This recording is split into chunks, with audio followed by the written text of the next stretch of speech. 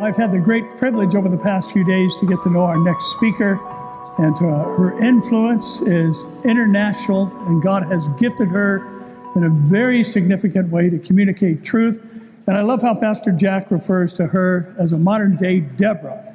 She is a woman who is standing strong for the principles of Scripture, fighting for the church. And from Olive Tree Ministries, would you say a warm good morning to Jan Markell?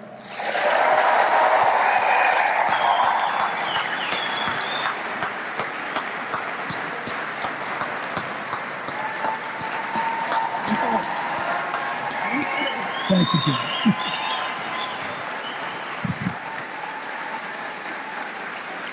Thank you. Oh my goodness, you have any idea what a privilege it is to be sharing a conference and sharing part of my week with these wonderful pastors and ministry leaders and people who love the fact that the King is coming any day. And I think Pastor Barry and I bonded yesterday because he told me something I believe. He said, you can never have too many cats, okay? So I've got lots of cats, and people who love them are my instant friend, and Barry maybe will take care of them in the millennium, I hope. So, okay, we're going to go real quickly through, apparently the Lord wants us to be looking at some signs. Signs are a herald of His coming. And, the Pharisees missed the signs of Jesus' first coming.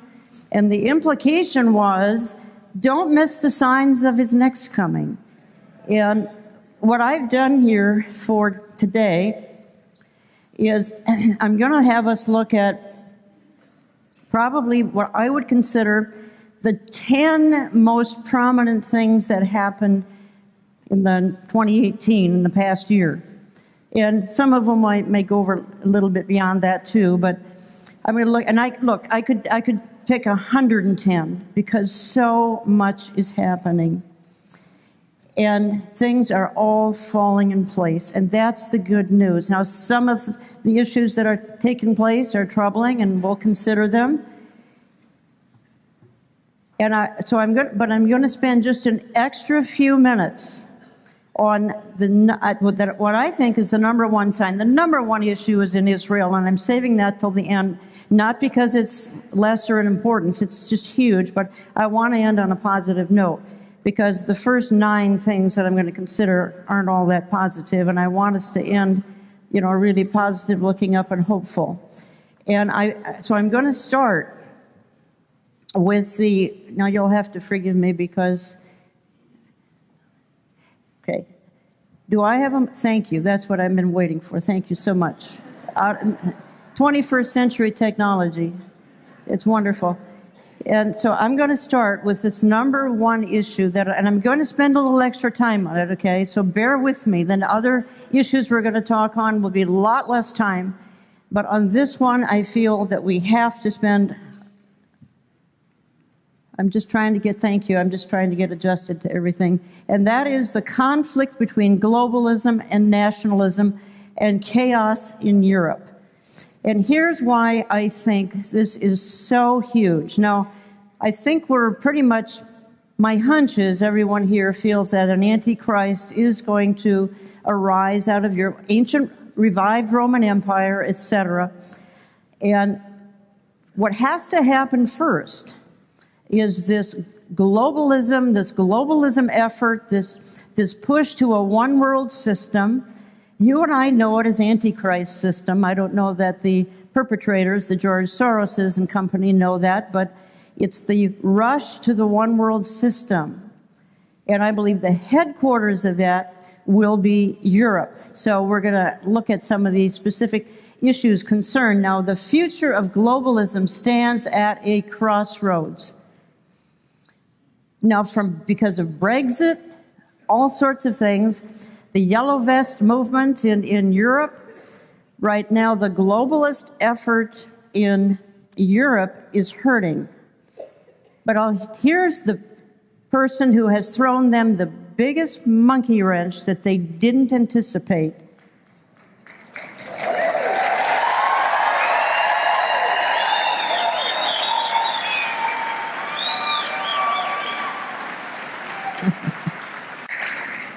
He came along, he said this in September, but he said it before that. He just says, you know what, guys, I'm not one of you. I'm not a globalist. He said, I got to look out for Pittsburgh, not Paris, okay? And, thank God for that. I mean, Hillary Clinton Global Initiative, does it get any more obvious than that? The globalist effort.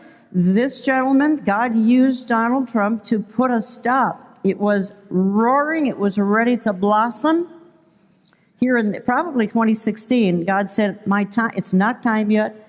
So a Wall Street Journal, from Brexit to Trump to the rise of nationalist parties across Europe, the old division between left and right is giving way to a battle of self-styled patriots and confounded globalists. I love the term, confounded globalists.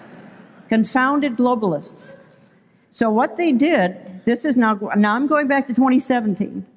In 2017, they fielded a young man that they thought might be able to bring the globalist effort together.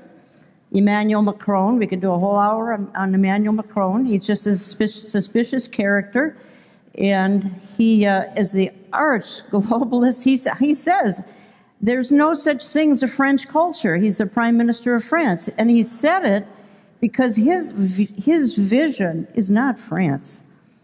His vision is globalism, is one world. And by the way, globalists can be, if we're talking even America, they can be Republicans, they can be Democrats. Paul Ryan was a globalist. He just stepped down, of course. So the political party really means nothing.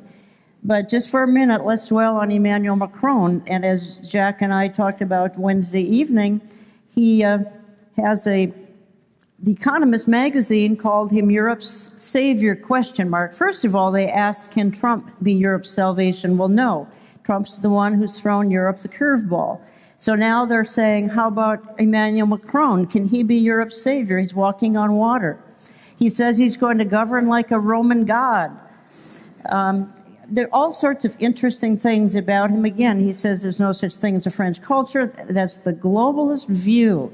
Here he says he's putting together a coalition, a 10-nation coalition of the willing. Now, am I saying he's the Antichrist? No, because we got to be so careful with that. And I know people love to say, well, he's a candidate and he's a candidate. And I really believe we are to discern the times. The sons of Issachar were men who understood the times. So I think we can speculate like this. But the thing is, when we start naming these people and it doesn't pan out, then we have egg on our face, and the unbelieving world laughs at us even more than they already are. But Europe, let's just think about Europe here. They brace leaders for more chaos.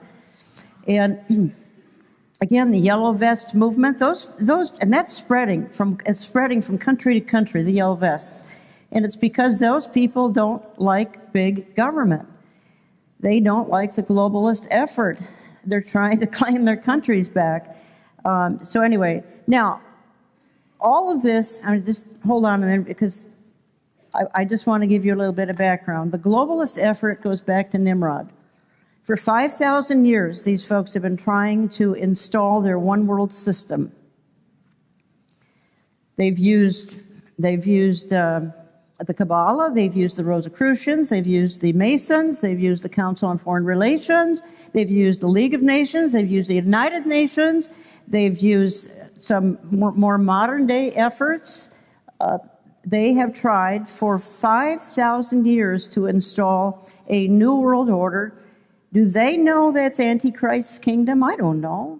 I don't hang out with George Soros so that I can ask him. I mean, do they have some inside connection to the dark world? I have no idea. They probably do, but I don't know. I live for the light of the world, not this kind of darkness. So they have even invaded fashion. Now, what I would really like to do, and I'm not going to do it because I can't take the time for one thing and it's pretty dark for another, but even the world of fashion and children's fashion. Some of you may know of Celine Dion. She's a Canadian singer, and she's promoting the New World Order. You see her there with one eye, and she's got a line of children's clothing. I'm just going to spend a minute here. Look, these people are very dark, okay? If you're happy with what the Antichrist agenda is, you have to be pretty dark. So she's come up with, along with 2 Israeli designers, some gender-neutral children's clothing, promoting the New World Order. So now the New World Order is being thrust on babies and young children and toddlers. Remember, this has been an effort going on since Babylon, 5,000 years ago, going on year after year after year after year, this New World Order. And now if you go to her website for this new clothing, remember, children's clothing. Are we really going to get dark with children's clothing? What you can't see, perhaps, is that little child right there on your left. The hat is full of skulls. You go to her home page for the Celine clothing. Again, she's not the designer. She's a promoter. It's Celine New World Order. That's children's clothing, but that's the home page. So my point is, it's a dark world, but the Antichrist world is dark. That's why I'm just spending extra minutes on this particular issue for the last year. I think this has come into full fruition. Of course, it doesn't really doesn't blossom until the church is gone. So I'll talk about more that a little bit later.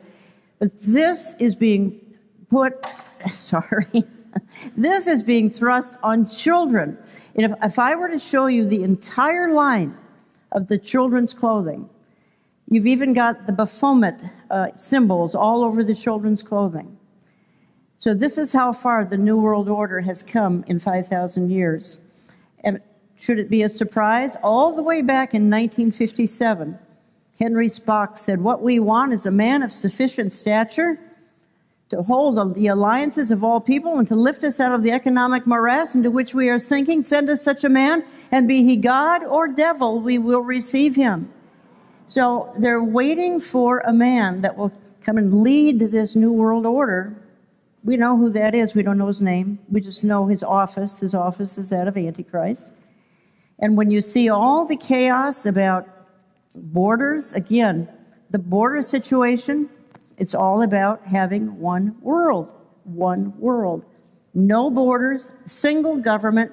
Now, here's the thing. What these folks will tell you is, well, we'll have equal pay, equal income. Everyone will be equal with this plan of ours, this one world system. And, of course, you can even ask, the Venezuelans how that's working. The plan doesn't work. It doesn't work. It's diabolical.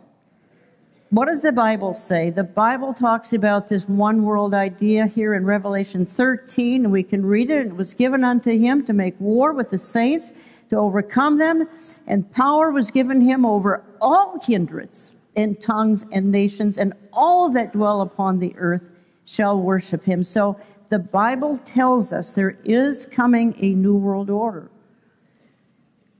And that's why there's been a 5,000-year effort to bring this about. And here it is. This is the New World Order. This is the globalist. This is how it's all going to play out. It's a 7-year fulfillment of what they've been trying to get for 5,000 years. They get 7 years, and it's hell on earth because it's without God. You can't have any kind of order, new world, old world, whatever. You can't have it without God.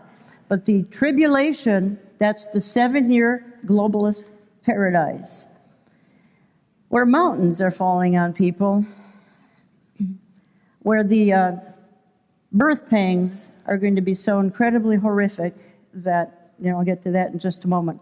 So I want to spend a little extra time. I've got a whole DVD called Hidden in Plain View, The New World Order and Bible Prophecy, where we look much more closely. Today I'm trying to look at 10 signs that I feel are really prominent for our day, particularly the year we've just left, heading into a new year. And I think this is one of the biggest. Keep your eyes on Europe, okay? I know that's difficult for Americans. Americans want to look at America. We've got to look to Europe here for, granted, Donald Trump threw them a monkey wrench in 2016. They thought they were in like Flynn with Hillary Clinton and her globalist agenda. And God just said, hang on, I'm not quite ready for the globalist plan quite yet. Number 2, the intrusion of big tech into our lives and the rise of artificial intelligence. Okay, this has been going on for years. But it was in the last year that the tech giants actually came out and they said to us, we're spying on you. They said to us, we're listening to you, we're watching you. You can't go anywhere without us knowing. We know where you are. This last year has been absolutely stunning when it comes to this kind of an invasion.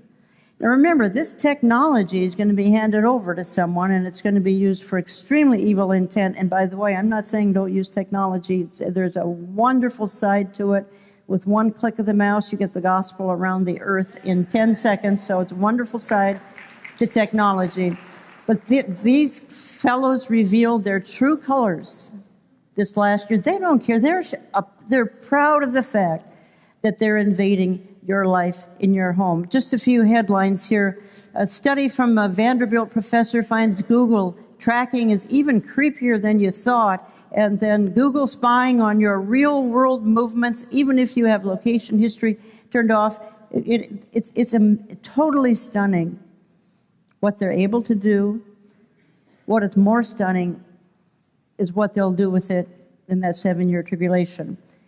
And Google Earth, how the tech giant is helping the state spy on us. So I think this, as well as the mushrooming industry of artificial intelligence. Now, AI has been around for years, actually decades, but it has come out in the most prominent way in the last year. So, I mean, you've got robots that'll have a conversation with you, and they can have an interesting conversation with you. Ask it questions, it'll answer. Fascinating. And this particular article I saw, AI will be billions of times smarter than humans, and man needs to merge with it, experts say. So I think that is probably, at least in my lineup here, is the second stunning development of the last year. Again, all prophesied in the Bible, things to watch for. Now, a lot of these things blossom in the tribulation, and I keep emphasizing that. If they blossom full force in the tribulation, they're still casting a huge shadow today. All right, number 3 would be the rise of evil. And I'm just going to spend an extra minute on this, and it's pretty dark, but it's pretty important. Remember, 2 Timothy 3. In the last days, evil will wax worse and worse. The devil is busy. He knows he's short of time now. He knows his time is limited. And he's trying to make up for it. He's trying to make inroads like I never thought I would see. And return of ancient gods and the resurgence of paganism. Could do a whole hour just on that. We can do a whole hour just on the fact that the witch population has doubled as millennials cast off Christianity. Again, if this weren't so prophesied in the Bible, I would be more concerned. Today, I try to look at headlines as a herald of his coming rather than see the darkness, but they're still dark. Witches are planning a public hexing of Brett Kavanaugh. Now, look, let's realize hexing has gone on for centuries, okay? This isn't new. What is new is that it's in headlines. What is new is it is featured on Fox News. What is news is it's headlines on Drudge Report. What is news is we're talking about it. The church is talking, the world is talking about it. It's seen as intriguing. It's seen as, it's just kind of cool when it really isn't. I don't know how many of you saw Tucker Carlson interview a male witch. This is a couple weeks ago on his program, talking about cursing Judge Kavanaugh. This past year, they cursed and hexed President Trump. So this is blatant in your face, totally proud of the damage they think they're doing. I don't know that they're doing all that much damage. I mean, whose power is greater, but nonetheless, they're trying. They're trying to create chaos and destruction. High percentage of U.S. Christians embrace New Age beliefs. That is so true. Huge number of Christians now think that some of the... I'll get more specific here as we move along. Think New Age beliefs are just fine. This next story is troubling, and Spencer Gifts in Chicago. It's a mall, store in a mall, and a pastor went in there from the Chicago area and saw T-shirts that say "Summon Up Demons." Now, that's just what teenagers need to do, is buy a T-shirt like this that's got a message, "Summon Up Demons."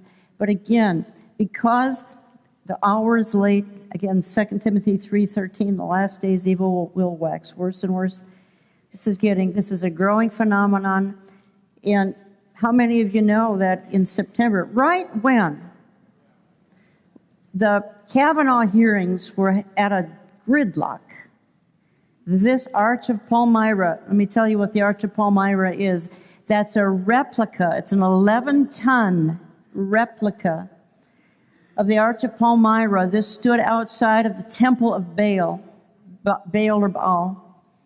And things that went on in the Temple of Baal thousands of years ago in Syria. The ISIS destroyed the Temple of Baal in Syria in 2015. This stood outside the Temple of Baal. And so this replica has been going all over the world to major places and major events. 2015, it landed right in front of our state capitol, right when everybody was deadlocked over Judge Kavanaugh. I maintain there's a connection, okay?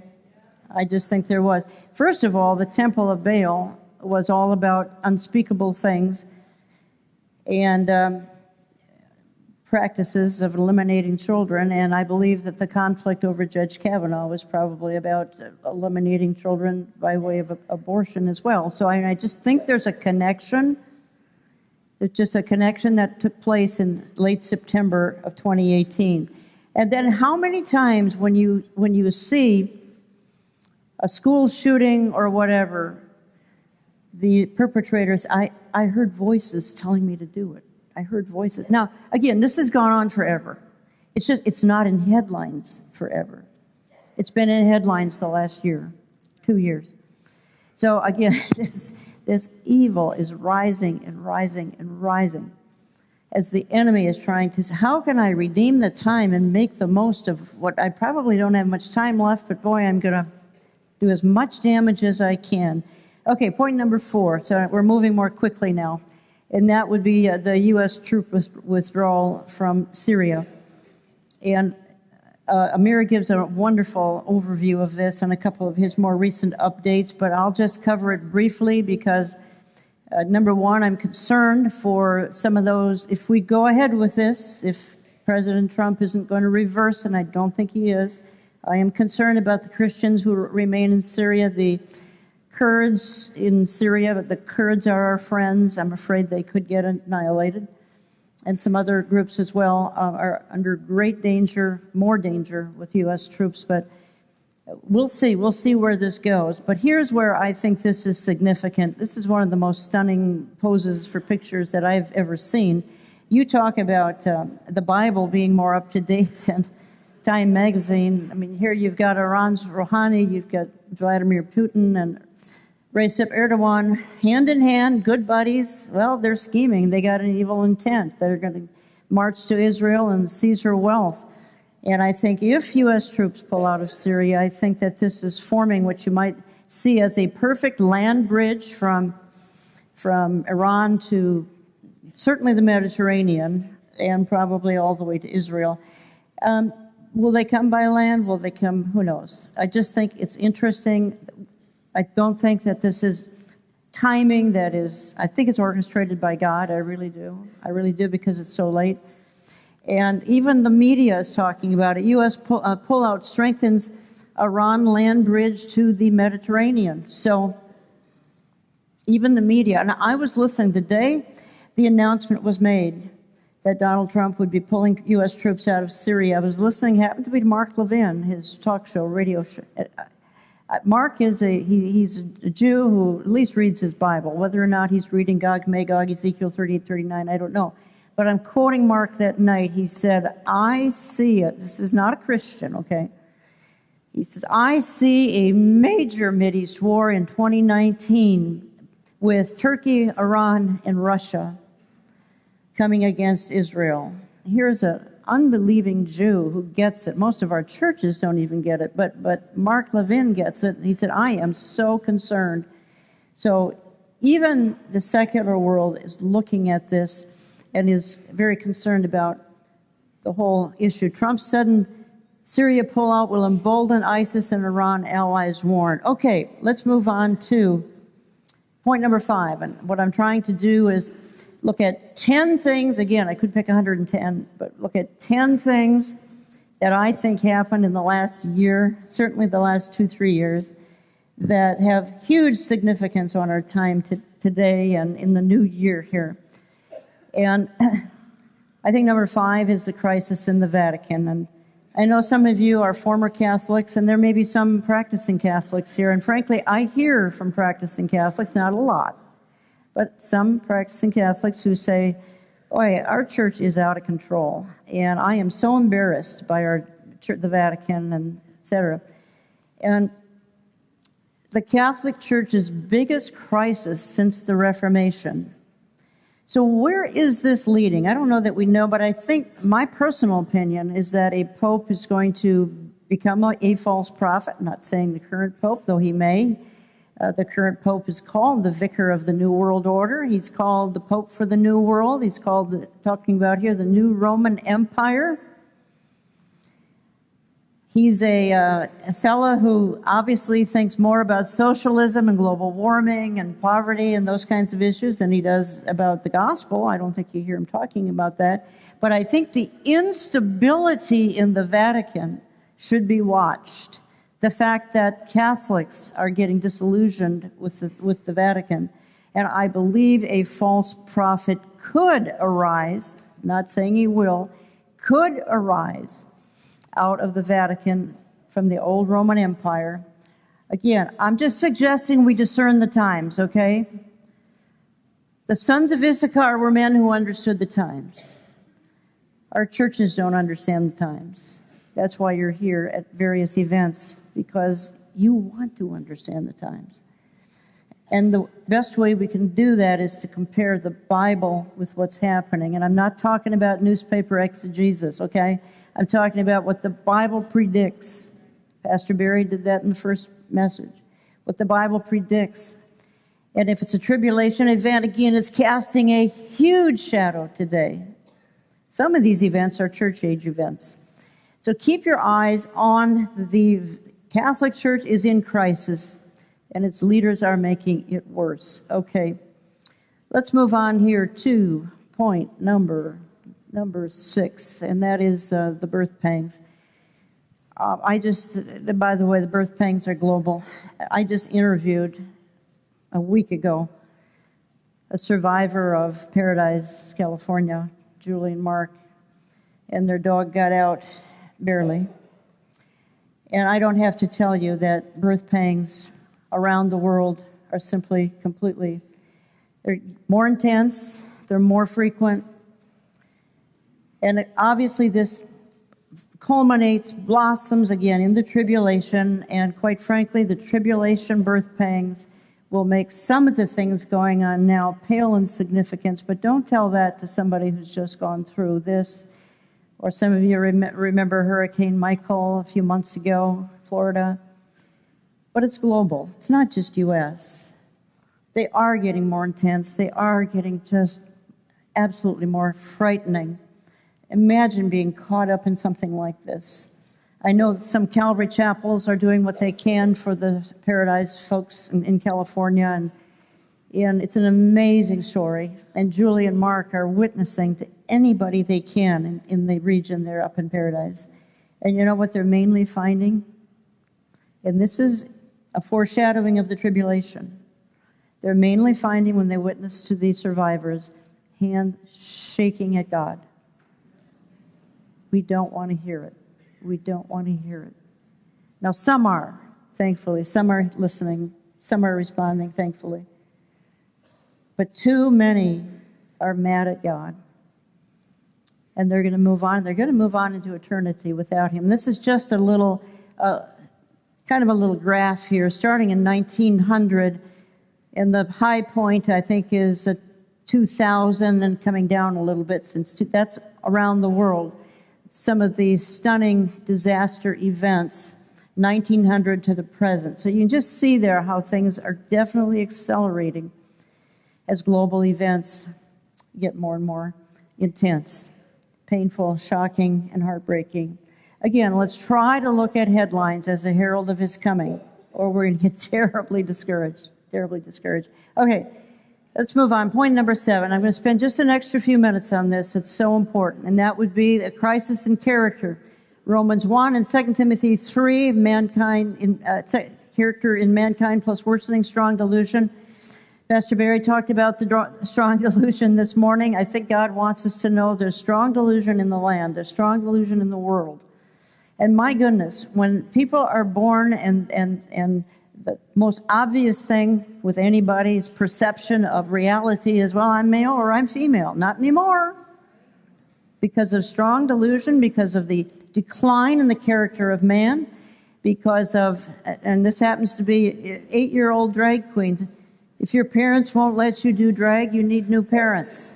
Now, I'm going to show a video. It's a 1-minute video of this kid here in just a moment. And his name is Desmond the Amazing. He's an 11-year-old, 11-year-old drag queen. Now, again, what am I talking about? I'm talking about Romans 1 that talks about a coming depravity of man. I believe that's now, and it's going to get worse and worse into the tribulation. It'll be off the chart. I'm talking about 2 Timothy 3, the last days. Men will be lovers of self, money, proud, boastful, arrogant. And that's actually directed at the church. But that's going to be the character of mankind in the last days. Now, I'm going to show a 1-minute clip, and here's what I want you to look at. You can look at Desmond the Amazing, but I want you to look at his mother.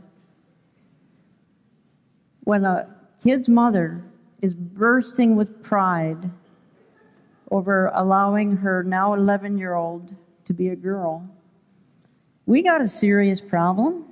Houston, there is a problem, okay? Let me just see if this is going to play. At some point in the parade, I was kicking my legs so hard that my sandals fell off and flew into the air. I remember everyone just cheering me on and screaming. Felt fabulous.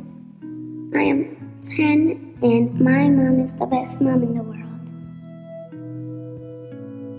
When Desmond was younger, he kept asking if he could be in the Pride Parade. It's one day where people are free to express themselves the way that they like to. We thought it would be helpful for him to see that there are other people that prefer dressing like he does. Sometimes people just come up and they need a hug or they're crying because they're so overwhelmed. I'm kind of nervous because I feel like there's going to be some more negative comments after. But most of the part, I feel like I'm going to do it really good. They need to hear my voice so they can know that you don't have to pretend to be someone else. Just be yourself. Now, do you think this kid was born this way? No, he's indicative of our society today, and a parent who's proud of all of this and who's encouraged him, has outfitted him, has taught him how to walk like a girl. You talk about child abuse. Again, this is the decline of the character of mankind predicted in the Bible, predicted for a last generation. You talk about, here are clergy blessing an abortion, late-term abortion clinic, calling it holy. Look at the glee on the eyes of those 3 women. You talk about No more natural affection. Aren't those women, wouldn't they probably be mothers? But they're without natural affection because they're having a party dedicating a facility that is a late-term abortion clinic and calling it holy. Again, strong delusion, strong depravity, all predicted. If it weren't predicted, we could sit here and cry, but it is all predicted to happen. And ultimately, and you know what God's going to say pretty soon? Enough of this. I'm coming back to end this stuff.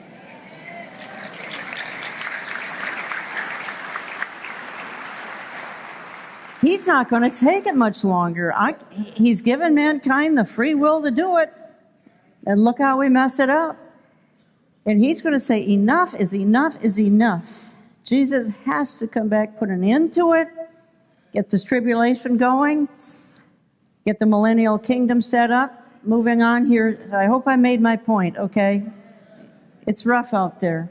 You folks in California, you probably know a lot more so than we do back in Minnesota.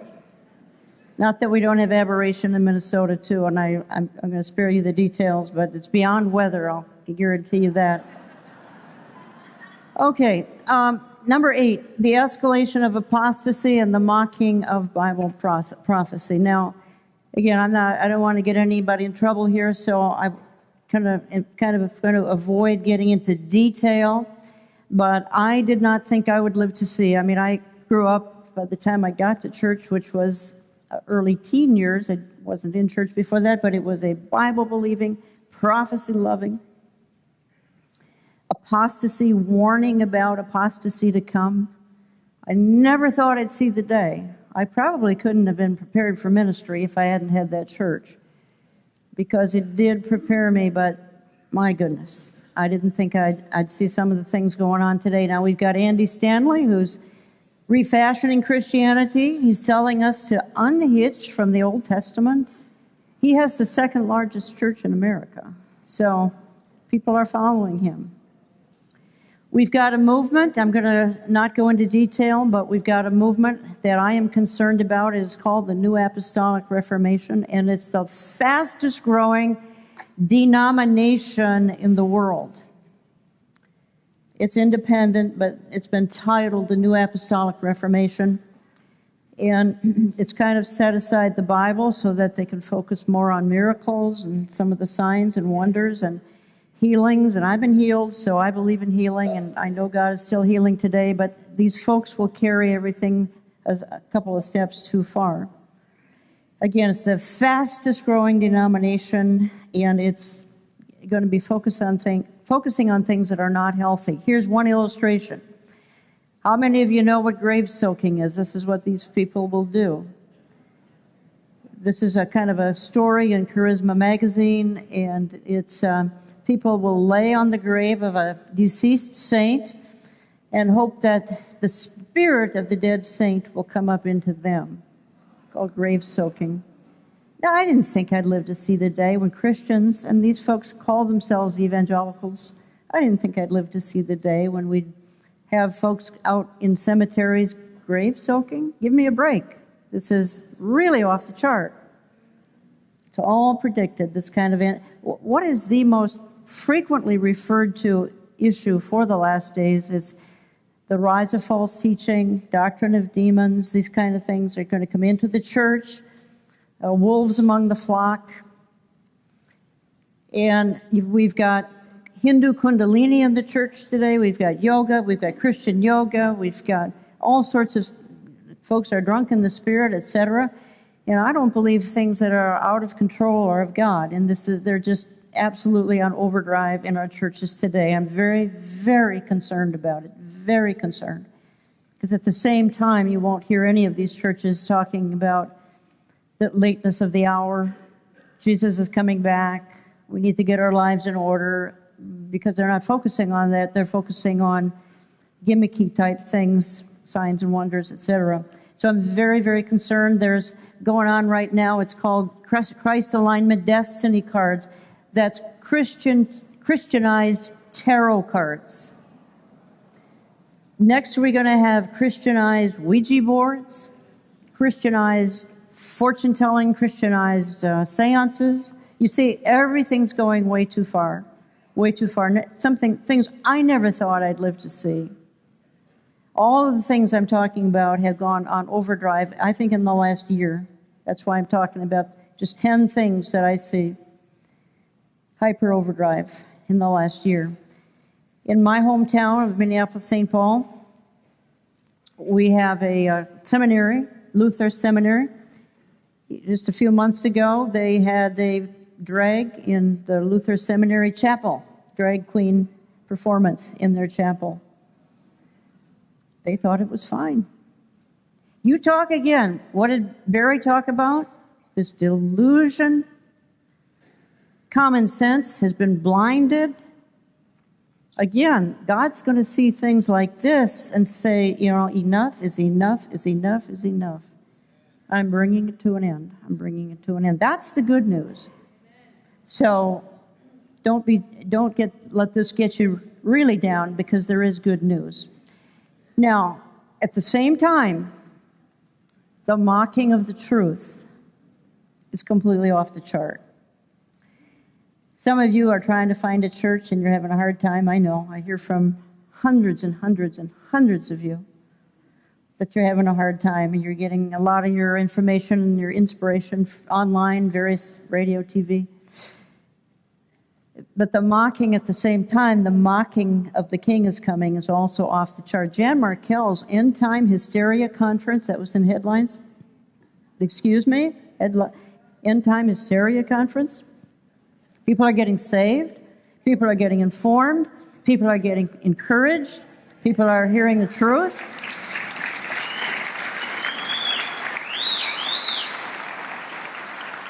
You folks came. I'm glad you came to this hysteria conference, okay? Glad you came. Thank you, Barrett Stagner, for your ridiculous hysteria conference. You should be ashamed of yourself. Even if you like cats, you should be ashamed of yourself. So, Hank Hanegraaff, on air, 30 years. The daughter of Walter Martin works with me, as does Walter Martin's son-in-law, Jill and Kevin Ricci, and they can tell you nobody approved of Mr. Bible Answer Man going on day after day after day, mocking the rapture. Again, it's all part of the signs of the times, mocking the rapture, denouncing Israel and the Jews, something terrible. He called me out on air 2 years ago, almost to the date, because I air on some places where he airs. And he said, on air, this woman, meaning me, is a blight on our times. Well, I'm only telling the truth, Hank. So, anyway, but this is expected. Count it all joy. Count it all joy.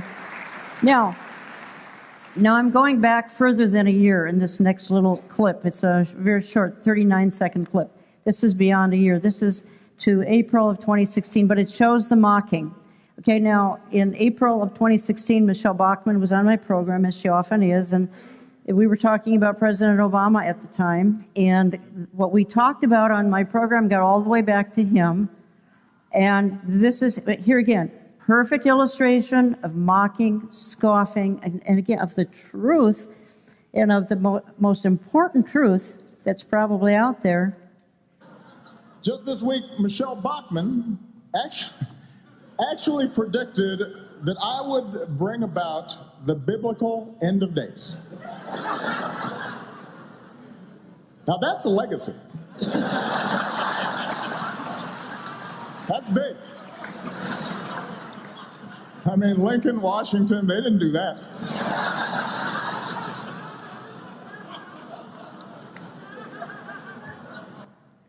Oh, they loved it. They loved him making fun of truth and making fun of our glorious future. They loved it because we're in that generation. We're in those days. Again, if we just looked at this, without the hope of, okay, it's in alignment with what's predicted. As long as we know it's in alignment with what's predicted, we can take all of this. Imagine the world doesn't have, no wonder they're eating and drinking and running around and carousing and trying to keep their minds off of what's going on because they don't have an eternal perspective. For some reason, we are privileged to have an eternal perspective. Not only that, we're privileged to have the hour is late perspective. And thankfully, events like this and things you hear online, TV, etc., reinforce that, though our churches may not. So, again, I'm going to move here on to point number 9. I'm just touching briefly on things that I think were highlights, lowlights, however you look at it, from the last year and a half. This happened to go back to 16. But more recently, and I'm intrigued by the accelerated temple talk. We have nothing to do with the future temple in Israel, okay? It's the third temple. It's the tribulation temple. So Christians, and I know there are some Christians who think they should financially support it and things like that. Please don't go there. But nonetheless, the accelerated temple talk, again, that's happening in the tribulation. Look at the shadow the tribulation is casting on us today. And again, Sanhedrin invites 70 nations to a Hanukkah dedication of an altar for the third temple. This was just in December. The garments are ready. Some of the utensils are ready. Some of the priests are waiting. Things are getting in line. Somebody asked about the Ark of the Covenant on Wednesday night at Pastor Jack's church, and I think that remains a mystery. I think Amir could address that more effectively. Lighting the fire of the altar of the third temple, December 10th, 2018. I think this is huge. Now, maybe it's decades away yet, third temple. I don't think so. Remember, the Antichrist is going to be involved in that temple. The church will be gone when all of this culminates. They've got a priestly blessing going on here. This is just in December, so this is just weeks ago. They've got priests in training. So there's a segment of the Jews in Israel that take this very seriously. There was a red heifer born in August. Okay, there've been other red heifers. And they sprout, 3 little pieces of fur that are white, and they're disqualified. Well, they think this one won't be we'll see. Will we ever see this? No, I don't believe we'll ever see that. I consider that irrelevant. The point is they're talking about it. They're talking about it, they're preparing for it, they're planning for it. All that means is it's a sign that we should be paying attention because it's a tribulation event casting a huge shadow on us today, huge shadow. Now, I've kind of kept probably the most positive of the 10 here for the last. And obviously that would be in 2018, Israel had her 70th anniversary plus moving the office from Tel Aviv to Jerusalem, the embassy from Tel Aviv to Jerusalem. Now, lots of presidents promised it. They never delivered. This one did deliver. So, praise the Lord for however this plays into. Yeah, I mean, it's huge. Because the fig tree has blossomed. Now, many of you have been to Israel, and you have seen the incredible. Here's what Mark Twain said in 1861. He said that there's hardly a tree or a shrub anywhere, even the olive and the cactus, those fast friends of the most worthless soil, had almost deserted the country. That's 1881. 1881, Mark Twain, not that long ago. And it was a wasteland. The Jews had to come back and love the land back to life. And I don't know what's so difficult for people to believe when it comes to, first of all, what's the length of a generation? I think this defines a generation. Psalm 90, the days of our life are 70 years or maybe 80. And that's why I think 70, for Israel to turn 70, there were 70 nations invited by the Sanhedrin. Daniel's 70th week is another 70. I think it's an important number in God's geometry. It's important. And Jesus says in Matthew 24 that the generation, let's assume it's 70 years, maybe 80.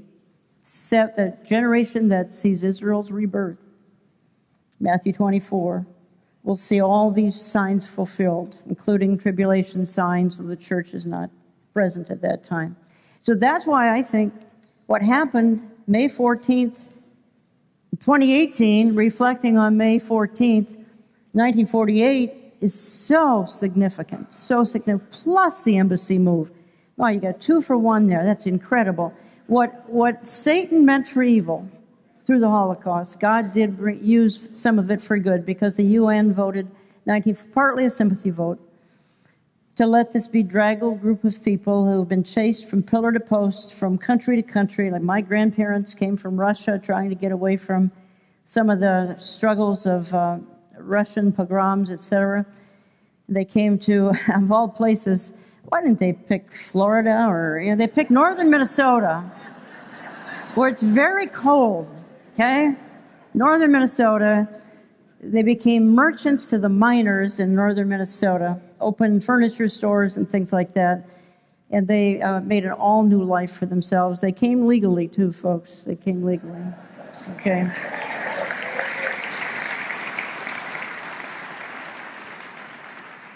But the rattling of the dry bones, surely I will cause breath to enter you, and you shall live.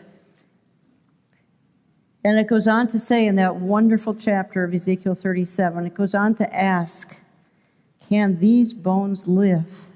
Can these bones live? Many of you have been there. I've been there, I think, 6, 7 times. You've seen the incredible rebirth, prospering, and then you've seen them stand up on their feet. A great army, a great army. She's one of the military mights of the world. This is a nation the size of New Jersey. That's one of the military mights of the world. In 2018, she was ranked the 8th most powerful country in the world. Is that God fulfilling his promises or what?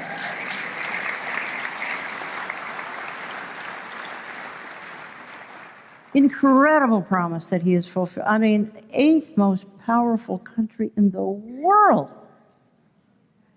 It was knocked out of existence for hundreds of years. 1880, late 1880s, they started to trickle. Balfour Declaration, 1917, that was a great boost.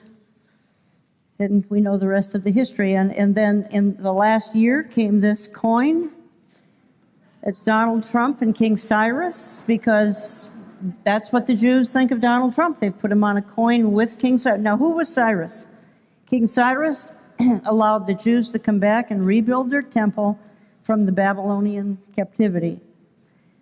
I think they're suggesting that Donald Trump will create an atmosphere that will allow them to rebuild their temple. That's why you see all this temple talk. On the back of that coin, I believe there's an image of a future temple. He's simply fulfilling his promises.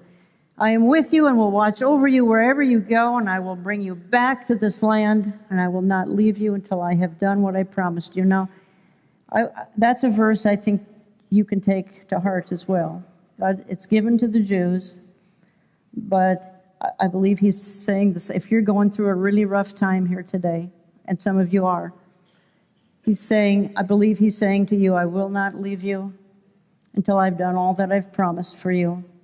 Now, going back to Israel, kings, generals, Führers, pharaohs, U.S. presidents, European leaders have come against this country to try to obliterate her. The church has come against her with replacement theology, with this phony divestment, boycott, sanction, BDS, boycott, divestment, sanction movement has come against her. I don't know who wrote these words, how odd of God to choose the Jews, but not as odd as those who choose the Jewish God, but spurn the Jews. And most of the church is doing that today, one way or another. If it's not replacement theology, the church is Israel.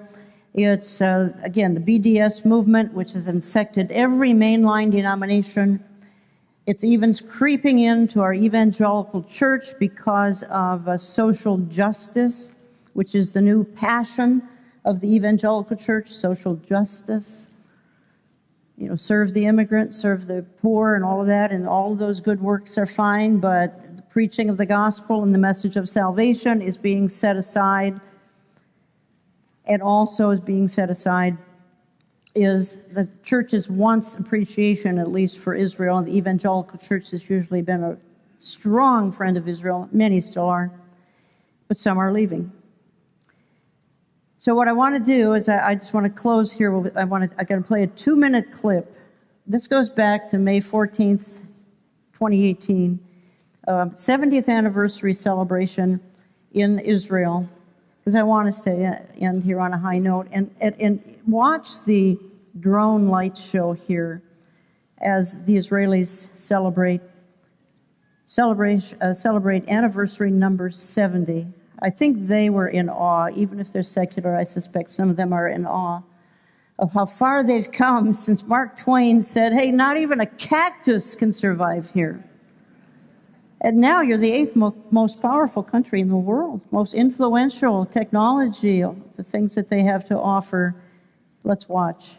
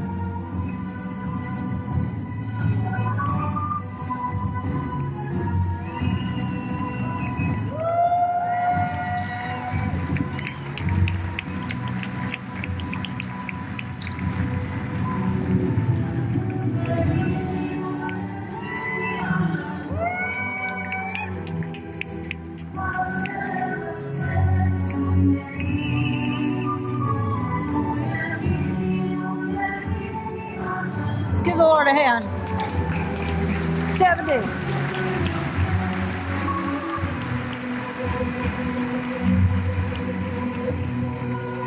It's a miracle. Did you ever think you'd live to see it? Okay, here's what I want to do. I want to make just a couple of comments, and I'm winding down here, so bring it into home landing here. Hang on, let me go back. I've got some products. They're on my website. I don't have a table here today. olivetreeviews.org. We get books, DVDs, some things I've written, DVDs, and some other products. We actually carry Amir's book, which I believe is back there. So my radio program, I'll say more about that. It airs. You can catch it on olivetreeviews.org. It airs on lots of radio stations. I invite you to Understanding the Times 2019, September 21st. If you can't make it, it will be live streamed. I'm going to have Pastor Jack, Amir, Pastor J.D. Farag, Pastor Robert Jeffress, and myself will be sharing on September 21st. Tickets don't go on sale until probably summer. And we have a few people who attend this event, so we're kind of limiting the attendance by church asked us to. And then, again, you can check my website where the program airs. We're on about 830 stations. Listen online at your leisure, olivetreeviews.org. Those are some of the networks that we're on, including CSN, and I'm meeting some of you who are listening to the CSN network. You can see syndication at Olive Tree Views to find out just where we air. And you can download the oneplace.com mobile app if you just want to download the program will be downloaded to your devices every Saturday morning. I have a lot of the folks you know as guests on a weekly basis. It's a once-a-week program. Now, here's how I want to wrap things up. Your first two messages today have talked to you about things are winding down, winding up, however you want to look at it. And that's good. That's exciting news for almost all of us because, you know what? We're weary of this land. We really are. And I'm speaking from personal experience here, too. We know that our King is coming, and he's coming soon. And you say, and some will say to you, well, you know, our times are so dark, and that's why we are told to be a light to the world. And I know many of you write me, and you say your church won't talk about it. Well, you talk about it then. And you say, well, people scoff at me and they mock me. Well, you're fulfilling Scripture. Just tell them you're fulfilling prophecy with your scoffing and your mocking. And don't give up. Don't give up on it. You know, God has let us in on an inside view of his end-time plan. Thankfully to some teachers, some of whom are here today, that you can better understand the times. And I say, you know, somebody said to me, I'm a part of the Get Me Out of Here Soon club. Well, yeah, I am too. I am too. And I know Pastor Farag, who's a good friend of mine, one of my dearest pastor friends, says, and I echo the same, if it weren't for the assurance of a pre-trib, any-minute rapture, we would go out of our minds. Just look at Desmond the Amazing. You watch that, we'd go out of our minds without the hope of his return, not in the middle of the tribulation, not at the end of the tribulation, but perhaps tomorrow, okay? That's the hope we've been given. We are privileged to know what time it is. Most of the world and most of the church doesn't know what time it is. They have no idea, nor do they want to hear. So let's occupy till he comes. Now, there may be even one today. I'm going to back up Pastor Barry and what he said in his close. There may be one, there may be 100. I don't know. And you may say, this is scary and I don't understand it. And how do I assure myself and how do I comfort myself to know that I'm not going to go through some of the things predicted for the last of the last days that the church is taken out, and then the terrible 7-year tribulation of literal hell on earth breaks out. But even worse than that is eternity without God. That's worse than the tribulation. Is eternity and you don't know how to avoid that. It is so simple. To me, that is what is so shocking about salvation. It is so simple. Believe on the Lord Jesus Christ and you shall be saved. Call on his name today. If you don't know him, call on his name today. Turn your life around. It's called repentance. Confess that you are a sinner. Turn your life around and say, Lord Jesus, I want you to take control of my life. I have messed it up. If that's you today, do that. And you're going to join the rest of us in eternity for a grand, grand party. And you can say with all of us today, Maranatha, Maranatha, he is coming today, perhaps today, perhaps today. Okay? Thank you.